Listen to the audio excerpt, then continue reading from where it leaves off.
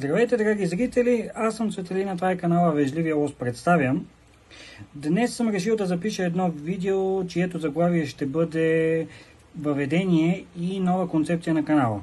Сигурно се чуете защо съм решил да кача точно такова видео, при положение, че преди известно време излезе подобно заглавие. Така е, защото нещата при мен леко се промениха и това наложи формирането на нова концепция за канала. Предишната концепция на канала беше за чужбина, за българите живяли в чужбина и какво правят те, завръщайки се на родна земя. Това е концепция, в която аз трябваше да разкажа за живота и бита, културата и традициите на страната, където аз пребивавах в продължение на едни почти 9 години. Също така да се покаже, че в чужбина животът не е чак толкова цветя и рози, както се опитват да ни го покажат различните медии, а си има своите специфики. Но с течение на времето и в ретроспектива, с замислене върху доста от нещата, които ми се случиха, както в чужбина, така и в България, разбрах едно нещо за себе си, което самото то се оказа факторът, който наложи промяната на съответната концепция. Ще започна с това, че дълго време в периода от 2014 до 2021 година аз не се бях връщал в България. Последното ми връщане беше 2014 година, беше края на юни месец, може би 22 юни се върнах и заминах обратно на 27 август. Причините няма да ги коментирам, мисля, че на повечето от вас са ви ясни, особено на тези, които са имали възможността да живеят в чужбина. Не винаги имаш възможност да се върнеш, някой път те задържа работа, друг път учене, друг път работа и учене. А в някои случаи е 2 работи плюс учене, плюс допълнителни задачи, плюс 1000 други неща, които на човек му се накачуват отгоре на главата. За това време нямаше как един човек, който не беше възпитан в най-космополитните начини на мислене, да не изпита тъга за родното място. Тази тъга ме караше да разпитвам близки хора, семейство, приятели и да ги питам какво се случва в България, какво става.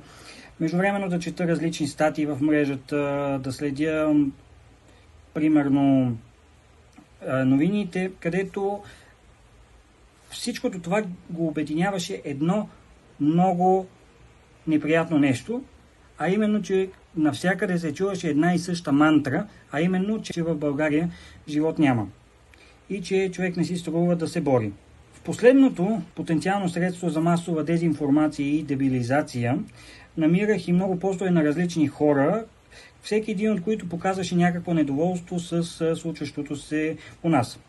Това оставяше в мене едно доста такова неприятно усещане, което комбинирано с работата и с задачите, които имах през годините, особено в периода от 2018 до 2020 година, когато в по-голямата част от времето си работех от 6:30 и свършвах в 7:15. Вечерта се случваше да съм толкова уморен, че да имах желание да готвя каквото и да било беше рядкост, а да имам силите беше като да чакаш от умрел писмо.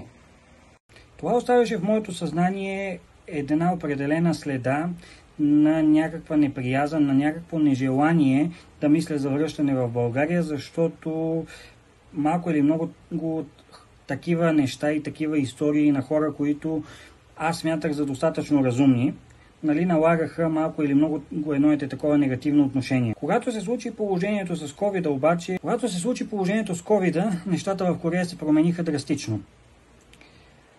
Ами представете си само за сравнение, че аз 2013-2014, първата ми година и половина в Корея, имах даже възможността да твърдя, имах усещането, че корейците и корейския народ е моя втори народ по съдба. Но колко бях разочарован да разбера накрая, че нещата всъщност не са така.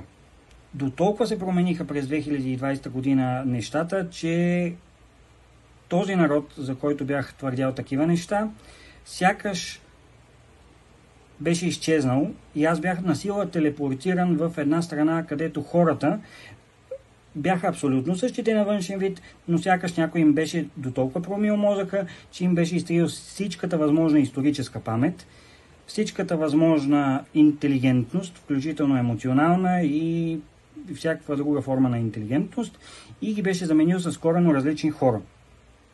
Налагайки се да се оправям почти сам в ситуация, в която трябваше да продължа с магистратурата си до край, се борих да остана до края на 2021 година, когато тази магистратура свършваше. Полетът от село до София трае едни 33 часа, като имаше 19 часа престой в Полша. Престоя в Полша няма да го коментирам, защото той не е част от това, което разказвам, но през цялото време на този полет не ме оставяше съзнанието на човек, който след всичките разговори и след всичкото взаимодействие с хора, социални мрежи и други форми за масова дезинформация и дебилизация, се връщаше или отиваше на командировка от някоя западна страна, да речеме Съединените американски щати през 1945 в посока Хирошима и Нагасаки, точно след като бяха пуснали атомните бомби там. Да, правилно ме чухте. Реално такова ми беше усещането, защото да твърдиш, че в една страна живот няма, че не си струва да се бориш, ти трябва да си ама в абсолютна, окончателна масова депресия и реално ти да си направил 1001 неща и нито едното от тях да не се е получило, да говориш така. И това го казва човек, който малко или много оцеля въпреки усилията на корейците, нали, през ковидния период. Сега не ми се разказва на дълго и на широко какво точно се случи там, но повярвайте ми, това човек да е чужденец по време на такава криза, особено в страна, в която първото нещо, което се набива в очите ти е външния вид на същия този чужденец, хич не е нещо приятно. В първите няколко часа от пристигането си ми направиха впечатление всичките промени, които се бяха случили за моето повече от 7 годишно отсъствие. Само за единия час от момента, в който се качихме в колата от летището и стигнахме до нас, забелязах всичките инфраструктурни промени. Това бяха и всичките нови високи сгради, които се бяха появили. И всичките нови променени тротуари, новите автобуси, новите тролеи, новите трамваи. Всяко едно от нещата, които малко или много бяха нови за мен. Бяха такива, с които аз нямах никаква възможност до този момент да се сблъскам по какъвто и да е начин. Също видях и много комплекси, нови линии на метро. И това само и единствено докато се прибирах за единия час. Помислих си, че това може да е резултат от така наречения културен шок и че най-вероятно след 6 месеца, една година това нещо ще изчезне. И аз ще почна да разсъждавам като повечето българи. Това всичкото на базата, разбира се, на моя опит в Корея, където бях усетил този културен шок след година и половина живот там. Минаха дни, седмици, месеци дори. Започнах работа, започнах срещи и опити да възстановявам стари приятелства, които бяха прекъснати заради моето физическо отсъствие в България. Палитрата ми на общуване се промени от 2-3 човека в началото до може би трицифрено число от хора от различни възрасти, култури, страни, хора с различни опити, с различни жизнени истории, знания и виждания за живота у нас и в чужбина принципно. Така с течение на времето успях да възстановя немалко приятелства и имах доста такова разнообразно общуване с най-различни хора. Имахме възможности да спорим и да водим дискусии, диалози и така нататък и така нататък. Като тогава вече отдавна не само 6, не само 12, не само 18, ами и много повече месеци бяха минали, а така наречения културен шок сякаш го нямаше.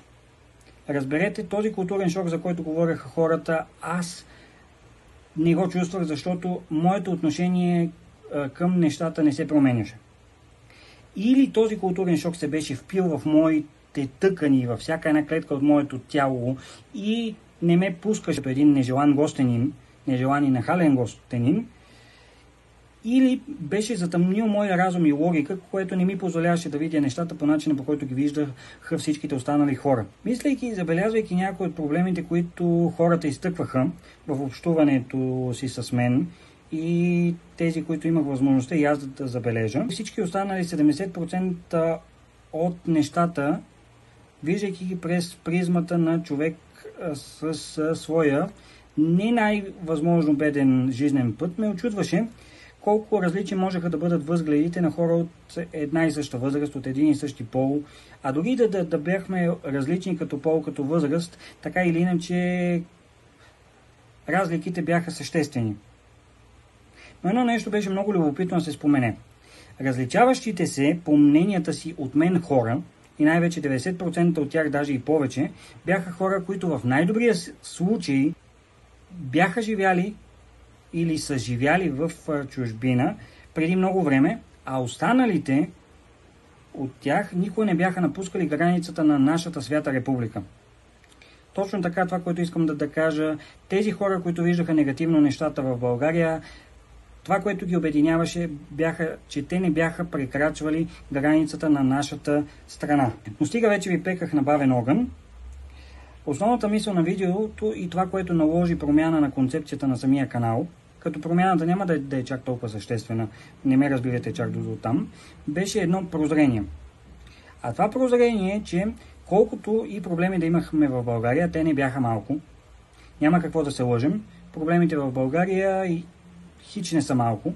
И аз не съм от хората, които ще ви приказват колко добре живеем, как сме по-добре от, да речеме, във всички области. Сме по-добре, да речеме, от Германия или от Италия или от Франция или от която и да е от другите, да речеме от Люксембург дори. Няма да съм от тези хора и не искам да бъда от тези хора. Чудите се сигурно кой е този проблем. Няма да ви пека отново на бавен огън. Проблемът беше мисленето.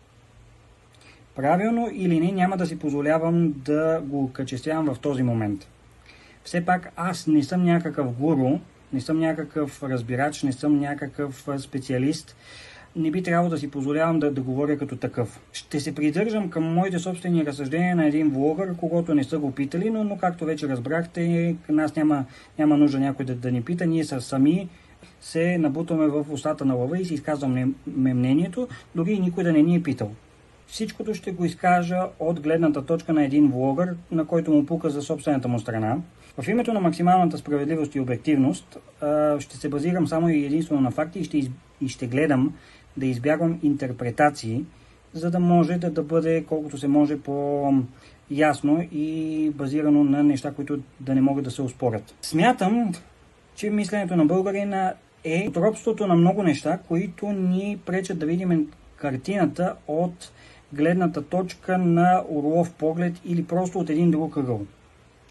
Мисленето на българина е повлияно от неща, които сте ме чули да коментирам в другите си видеа, а именно от така наречените мои любими понятия, като първо стереотипи, след което предразсъдъци, предубеждения, склонност към лутане от едната крайност в друга крайност, слагане на информация, хора, феномени, нови неща, всяко ново нещо, с което човек се сблъска под един общ знаменател в една и съща група, без да се отчитат отделните особености на нещата. Прибързани заключения и най-вече едното от нещата е може би грешна причинно-следствена връзка. Към това нещо има още един проблем. Обратната страна на това мислене и като цяло сянката на този проблем е пасивността на хората. Нежеланието да се борят и склонността да се задоволяват с малко. Това, че хората малко или много са свикнали да бъдат сити роби. Това, че много от нас не са проумели до голяма степен наследството и завета на нашия апостол, а именно Васил Левски, който е казал, че дела трябват, а не думи. Казано на прост език, ако той беше днешен гражданин, ако той беше човек, който можеше да се възроди по някакъв начин и да се обърне към нас, щеше да каже на най-прости разбираем език: дигнете си задниците от дивана и почвайте да действате. колкото и грубо да звучи, но това щеше да е нещото, което той щеше да ни каже. Примери за това, което споменах по-горе, мога да дам много и за съжаление едно видео няма да е достатъчно изчерпателно и смятам за всеки един проблем да направя отделно видео, което вие ще имате възможност. В името на целите на днешното видео ще кажа, че концепцията на канала се променя, за да звучи последния начин.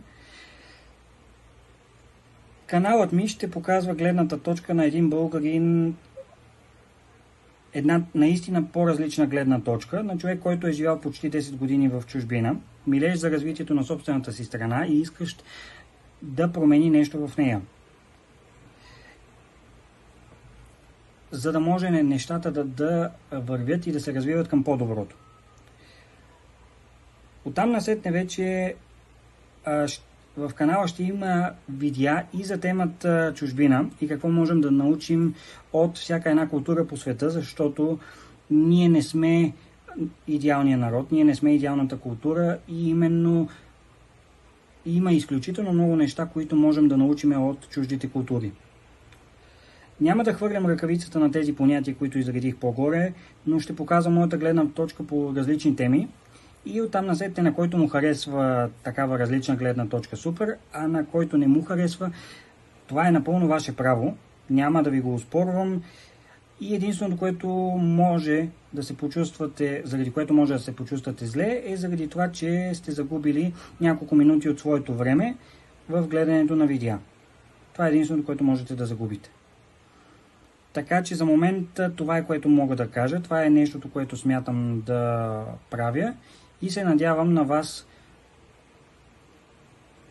да ви харесат видеята. Ако видеото ви харесва и искате да чуете моята гледна точка, абонирайте се за канала, сложете му едно пръстче нагоре, за да може то да стигне до други хора.